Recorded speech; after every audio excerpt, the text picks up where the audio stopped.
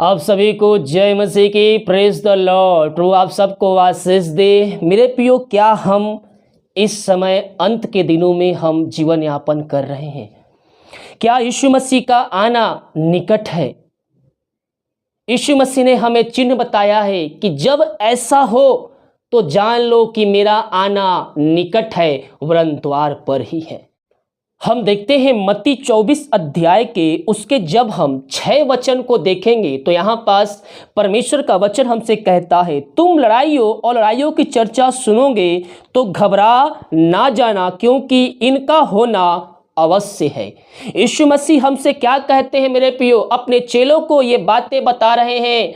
चेले जब इससे पूछ रहे हैं कि वो समय कब आएगा, देखिए उसके तीसरे वचन को, जब वह जैतून पहाड़ पर बैठा था तो चेलों ने एकांत में उसके पास आकर कहा, हमें बता दे कि ये बातें कब पूरी होगी। क्या बातें बता दे? संकट और क्लेश कब आएगा, तेरे आने का चिन्ह कब होगा, ये जो समय आएगा तो हमारे समय में वो क्या क्या विपत्तियां क्या क्या घटेंगी। तो यीशु मसीह अपने चेलों को ये बातें बता रहे हैं कि संकट और क्लेश से आने से पहले ये घटनाएं जो है वह घटेगी, क्योंकि बहुत से ऐसे होंगे जो मेरे नाम से आकर कहेंगे कि मैं मसीह हूं और बहुतों को भरमाएंगे। आज बहुत से लोग ऐसे दुनिया में निकल चुके हैं, वो चाहे तो चुने हुओं को भी भरमा दे। एक वचन से वचन का व्याख्या गलत करके वो बता रहे हैं और क्या कर रहे हैं? मसीह लोगों को, विश्वासियों को भरमा कर वह शैतान के कुंड में उनको डालने की कोशिश कर रहे हैं। वो तो अपने आप को नरक के लायक बना रहे हैं, साथ में और भी लोगों को नरक जाने के लिए वो तैयार करें। इसीलिए हम सतर्क रहें। 6 वचन, तुम लड़ाइयों और लड़ाइयों की चर्चा सुनोगे तो घबरा ना जाना। आज क्या हो रहा है मेरे प्रियो? दुनिया भर में हम जब नजर उठाकर देखें तो एक देश दूसरे देश पर चढ़ाई करना चाहता है और जीत को हासिल करना चाहता है। बेमौसम बारिश, जगह जगह भूकंप, ये सब उसके आने का एक क्या है? एक चिन्ह है। यहाँ कहता है, तुम लड़ाइयों की चर्चा सुनोगे तो घबरा ना जाना, क्योंकि इनका होना अवश्य है, परंतु उस समय अंत ना होगा। कब अंत ना होगा? जब यह चर्चा सुनो तब अंत नहीं होगा। ये केवल एक चिन्ह है उसके आने के दिन के लिए, कि जब मेरा आना निकट होगा। आना उसी समय नहीं होगा, कहता है जब मेरा आना निकट होगा तब ये सब घटनाएं घटती जाएगी। उसने ये नहीं कहा ना कि जब ये सब बात देखो तो मैं आना उसी समय होगा। उसने कहा है जब ये सब घटनाएं देखो सुनो तो मेरा आना निकट होगा, यानी कि द्वार पर ही होगा। द्वार के अंदर नहीं, द्वार के बाहर है उसका आना निकट, यानी कि समय नजदीक आ गया है। हम उस दिन के लिए अपने आप को तैयार करें। हालेलुया। हम अपने आप को प्रार्थना में मजबूत करें, उसके वचन के अनुसार हम चले, पापों से फिर कर प्रभु यीशु मसीह के पास उसको जिनका उद्धार करता स्वीकार करें, क्योंकि जब वो बादलों पर आएगा तो अपने चुने हुए लोगों को अपने साथ ले जाएगा। जो व्यक्ति पापों के क्षमा प्राप्त कर जिनका उद्धार करता स्वीकार किया है, उसके वचन के अनुसार चल रहा है, वही व्यक्ति उसके साथ जाएंगे।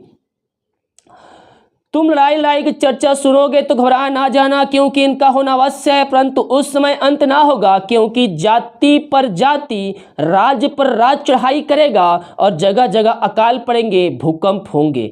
जगह जगह अकाल पड़ेंगे और भूकंप होंगे। हम हर 1-2 दिन में सुनते हैं कि आज यहाँ भूकंप आया, कल वहाँ भूकंप आया। देश में भी जगह जगह कहीं कहीं नहीं, कहीं कहीं समय समय पर भूकंप के झटके लगते रहते हैं।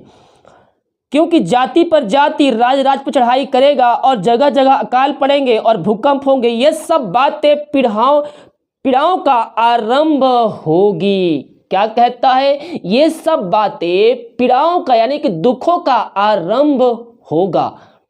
ये सब दुखों का एक के ट्रेलर है। अभी पूरी जो बातें हैं वह आगे पूरी होती जाएगी। ये सब बातें पीड़ाओं का आरंभ होगी, तब वे क्लेश देने के लिए तुम्हें पकड़वाएंगे और तुम्हें मार डालेंगे। मेरे नाम के कारण सब जातियों के लोग तुमसे बैर रखेंगे, तब बहुत से ठोकर खाएंगे और एक दूसरे को पकड़वाएंगे और एक दूसरे से बैर रखेंगे। बहुत से झूठे भविष्यवक्ता उठ खड़े होंगे और बहुतों को भरमाएंगे। मैंने पहले कहा था कि जगत में ऐसे बहुत से लोग निकल चुके हैं जो चाहे तो चुने हुओं को भी भरमा दे, विश्वासियों को भी भरमा दे। जो सालों से मसीह के वचन पे चल रहे, मसीह को थामे हुए हैं, वो ऐसे अपने जाल में उनको फंसाएंगे कि ऐसा लगेगा कि वो पास्टर, जो मेरा पास्टर है, वह क्या है, वह वचन को अलग तरीके से बताता है। वो चाहे तो चुने हुओं को भी भरमा कर अपने शैतान के राज में प्रवेश करा दे, यानी कि नरक के लायक उनको बना दे। इसीलिए हम सतर्क रहे कि हम भरमाए ना जाए, क्योंकि जगत में ऐसे बहुत से लोग निकल चुके हैं जो चुने हुओं को भरमा कर शैतान के राज नरक के में डालने की कोशिश कर रहे हैं। आपने जो बातें शुरू से सुनी उसी पर आपको बने रहना है, उसी पर आपको डटे रहना है। तब बहुत से ठोकर खाएंगे, एक दूसरे को पकड़वाएंगे, एक दूसरे से बैर रखेंगे, बहुत से झूठे भविष्यवक्ता उठ खड़े होंगे और बहुतों को भरमाएंगे। अधर्म के बढ़ने से बहुतों का प्रेम ठंडा पड़ जाएगा। अधर्म को बढ़ने से बहुतों का प्रेम ठंडा यानी कि कम हो जाएगा। जब अधर्म बढ़ेगा, जब उन पे कलेश आएगा, जब उन पे संकट आएगा, दुख आएगा, परेशानी आएगा, तो जो विश्वासी है क्या करेगा? उनका जो प्रेम है यीशु मसीह के प्रति वो कम होता जाएगा, उनका प्रेम ठंडा हो जाएगा। क्यों? क्योंकि उन पर कलेश आएगा, विपत्ति आएंगी, संकट आएगी, परेशानियां आएगा, लेकिन उद्धार किसको मिलेगा? उद्धार उसको मिलेगा। अधर्म के बढ़ जाने से बहुतों का प्रेम ठंडा पड़ जाएगा, परंतु जो अंत तक धीरज धरेगा उसी का उद्धार होगा। बहुत लोग प्रार्थना तो करते हैं विश्वास के साथ, जब यीशु मसीह में आएंगे तो 1 दिन, 2 दिन, 3 दिन, 3 महीना, 4 महीना, 5 महीना उनका विश्वास एकदम फुल पे चलता है, लेकिन जैसे समय आगे बढ़ता है और प्रार्थना का उत्तर नहीं मिलता तो उनका जो विश्वास है वो कम पड़ते जाता है, वो विश्वास उनको कम पड़ते जाता है और मसीह के वचन से वह दूर हो जाते हैं। ऐसे लोगों का उद्धार नहीं होगा। वचन कहता है, क्या कहता है? परंतु जो अंत तक धीरज धरेगा उसी का, वचन कहता है, परंतु जो अंत तक धीरज धरेगा उसी का उद्धार होगा। प्रकाशित वाक्य में कहता है, प्राण देने तक विश्वास रख तो मैं तुझे जीवन का मुकुट दूंगा। अगर उस मुकुट को हमें प्राप्त करना है, उस मुकुट को हमें हासिल करना है, तो हमें प्राण देने तक मसीह यीशु पर विश्वास रखना होगा। हर एक बातों में, हर एक कार्यों में हमारा भरोसा यीशु मसीह पर होना चाहिए। यहां कहता है, चेले यीशु से पूछते हैं, जब वह जैतून पहाड़ पर बैठा तो चेलों ने एकांत में उससे पास आकर, हमें बता दे कि ये बातें कब होगी, तेरे आने का और जगत के अंत का क्या चिन्ह होगा? तेरे आने का और जगत के अंत का क्या चिन्ह होगा? तब यीशु मसीह ये सारी बातें अपने चेलों को बताता है कि मेरे आने का और अंत के दिनों का यही चिन्ह होगा। आज हम नजर उठाकर देखें मेरे प्रियो, दुनिया भर में जो घटनाएं हो रही है, एक देश दूसरे देश पर चढ़ाई करने की कोशिश कर रहा है, महामारियां, हर रोज नई महामारियां का उत्पन्न होना, ये सब उसके आने का एक चिन्ह है।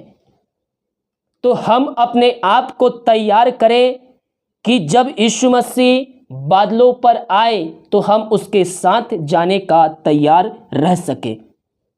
संकट और कलेश आएंगे, लेकिन इससे हमें घबराने की आवश्यकता नहीं है, हमें डरने की आवश्यकता नहीं है, क्योंकि जो उसके वचन पे चल रहा है यीशु मसीह उसके साथ साथ रहता है।